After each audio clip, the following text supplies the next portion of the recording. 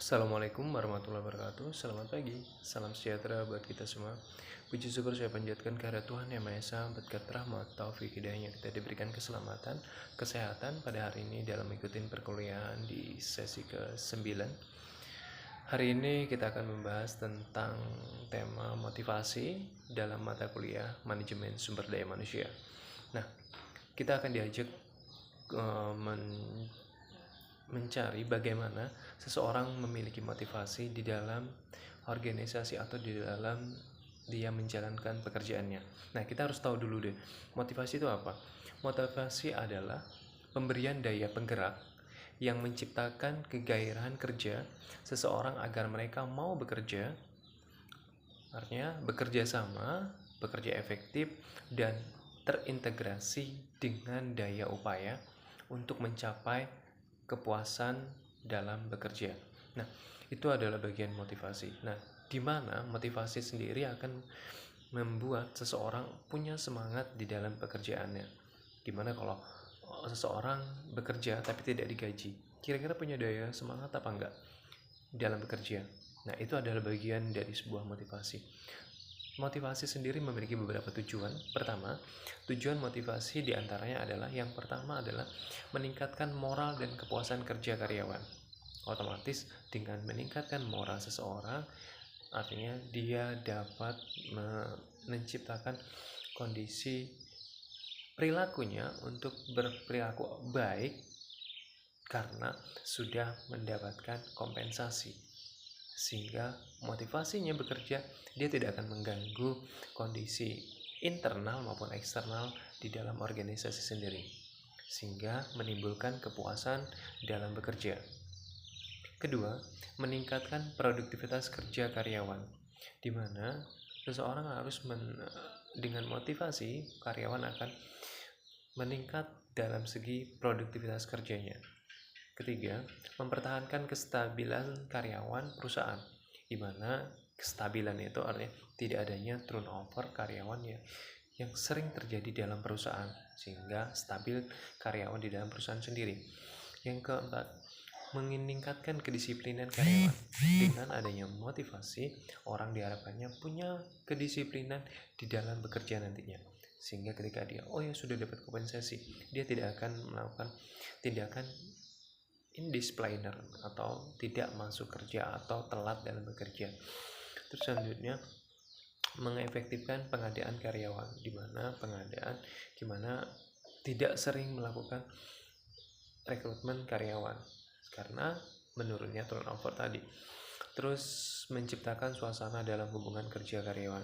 Dengan adanya motivasi, kita akan diberikan semangat di dalam pekerjaan dengan hubungan dengan karyawan. Kita punya motivasi sama-sama mensukseskan mencapai tujuan perusahaan, sehingga dengan adanya tujuan tercapai perusahaan, nanti kita akan dapat bonus dan sebagainya, sehingga termotivasi lah. Terus selanjutnya, meningkatkan loyalitas, kreativitas, dan partisipasi karyawan, gitu kan. Dan kedelapan, artinya meningkatkan tingkat kesejahteraan karyawan, di mana dengan adanya motivasi seseorang mendapatkan gaji, dia akan memiliki tingkat kesejahteraan karyawan dengan baik. Selanjutnya, meningkatkan efisiensi penggunaan alat-alat bahan baku, artinya dengan adanya motivasi untuk mencapai tujuan, semuanya akan berjalan dengan lancar. Nah, itu adalah bagian beberapa dari tujuan motivasi. Nah, kita akan melihat selain tujuan, kita akan melihat apa aja sih azas-azas motivasi. Motivasi memiliki beberapa azas. Yang pertama, artinya azas mengikut sertakan, di mana azas ini untuk memotivasi semua karyawan dengan mengikut sertakan dalam setiap kegiatan atau ikut partisipasi dan memberikan kesempatan semua karyawan untuk menuangkan ide-idenya, rekomendasi dalam proses pengambilan keputusan dengan cara yang lebih baik, bertanggung jawab untuk mencapai tujuan. Jadinya kita harus melibatkan karyawan di dalam organisasi. Makanya tadi azas yang pertama ada mengikut sertakan. Kedua adalah azas komunikasi, di mana azas yang kedua adalah gimana kita bangun komunikasi yang baik di dalam organisasi. Jadi seorang pemimpin itu berhak memberikan komunikasi yang baik kepada bawahannya, sehingga jalin komunikasi yang baik untuk mencapai tujuan. Selanjutnya adalah yang ketiga, azas pengakuan. Artinya dengan pengakuan orang memberikan penghargaan dan pengakuan yang tepat serta wajar kepada bawahan atas prestasi kerjanya. Jadi kalau dapat karyawan yang punya prestasi, jadi diakui itu sendiri, sehingga diberikan rewards, atau karyawan yang tidak tadi diberikan punishment, atau sebaliknya. Itu menunjukkan azas kepengakuan. Terus adalah yang keempat adalah azas wewenang yang didelegasikan. Artinya wewenang yang diberikan perintah kepada atasan kepada bawahan, siapa yang mendapat wewenang atau kebebasan atau mengambil keputusan di dalam azas wewenang yang didelegasikan kepada. Artinya suatu pekerjaan itu dapat mengambil keputusan dilakukan oleh siapa? Pimpinan dan sebagainya. Terus azas memperhatikan timbal balik. Artinya jangan hanya bekerja terus, tapi perusahaan harus mikirkan gimana motivasi seorang karyawan timbal baliknya jika mencapai prestasi kerja yang baik. Nah, itu ada beberapa azas motivasi. Nah, selanjutnya kita akan lihat bagaimana sih untuk konsep motivasi sendiri. Jadi dalam sebuah motivasi itu memiliki konsep. Yang pertama ada konsep tradisional. Artinya dengan adanya konsep tradisional itu akan membangun motivasi bawahan agar memiliki gairah kerja meningkat. Perlu diterapkan sistem insentif, itu ada secara tradisional. Jadi diberi bonus, orang akan termotivasi. Diberi tunjangan yang itu artinya orang termotivasi, karena bawahan itu diberikan motivasi dengan memberikan stimulus, insentif dan sebagainya tadi. Itu adalah cara tradisional. Yang kedua adalah model hubungan manusia. Artinya motivasi itu bukan hanya insentif secara tidak langsung. Artinya bisa memberikan motivasi, oh ya kerja kamu bagus dan sebagainya. Itu menunjukkan ada hubungan secara manusia yang meningkatkan gairah kerja. Atau kita melihat karyawan kita datangnya pagi, wah kamu sudah datang ya, dan sebagainya. Itu adalah meningkatkan motivasi orang. Terus model sumber daya manusia. Di dalam model manajemen sumber daya manusia artinya seseorang dalam bekerja dia memiliki kebebasan ketika dia dapat prestasi. Ketika hubungan tadi orang diberikan hak untuk melakukan pekerjaannya dengan tepat waktu, dengan caranya. Artinya punya hubungan dengan model sumber daya manusia, artinya prestasinya dihargai dan sebagainya.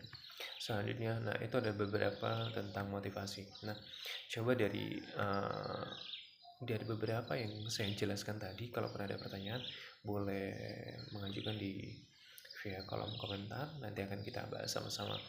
Nah, untuk jenis-jenis motivasi ada beberapa. Pertama adalah motivasi positif, insentif positif.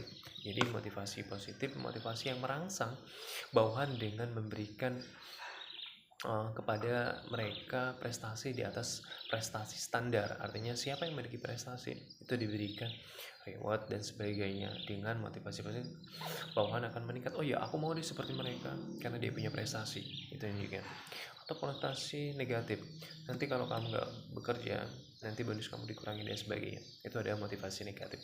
Artinya meningkat motivasi ini bisa dari positif maupun negatif, tergantung dari kebijakan masing-masing. Nah itu menunjukkannya. Nah proses motivasi itu memiliki beberapa. Pertama ada tujuan. Untuk apa sih motivasinya dijalankan, itu sendiri tergantung organisasi masing-masing. Mengetahui kepuasan kepentingan si organisasi, buat apa sih kepentingannya. Terus meningkatkan komunikasi yang efektif, integrasi tujuan, fasilitas, serta beberapa teamwork untuk meningkatkan teamwork sendiri. Nah, beberapa tersebutlah yang menjadikan motivasi itu punya sebagian yang benar-benar untuk meningkatkan komunikasi yang baik atau memotivasi seseorang. Stimulusnya apa sih ketika mau bekerja dengan baik? Nah itu dia. Nah sedangkan teori-teori motivasi itu banyak, ada beberapa. Pertama ada teori kepuasan, konten teori, ada Price teori, terus ada reinforcement teori dan sebagainya. Itu tergantung dari pemakaian teori siapa yang akan kita pakai. Nah, dari beberapa saya penjelaskan tadi, coba Anda kerjakan di kertas selembar, nanti bisa dikumpulkan di Google Form. Pertama, ada disuruh minta bikin resume yang saya jelaskan hari ini. Sedikit yang Anda dapatkan apa yang sudah kalian tangkap resumenya. Kedua, berikan contoh apa yang memotivasi Anda sebagai mahasiswa untuk mencapai tujuan Anda. Jadi tujuannya Anda harus selesai dalam kuliah. Jadi motivasinya apa aja? Anda bisa jelaskan apa aja di dalam motivasi Anda untuk mencapai tujuan. Jadi kiat-kiat yang Anda bisa dapatkan ketika Anda harus mencapai kuliah atau malas-malasan di rumah dan sebagainya untuk bisa dapat memotivasi Anda untuk mencapai tujuan itu sendiri.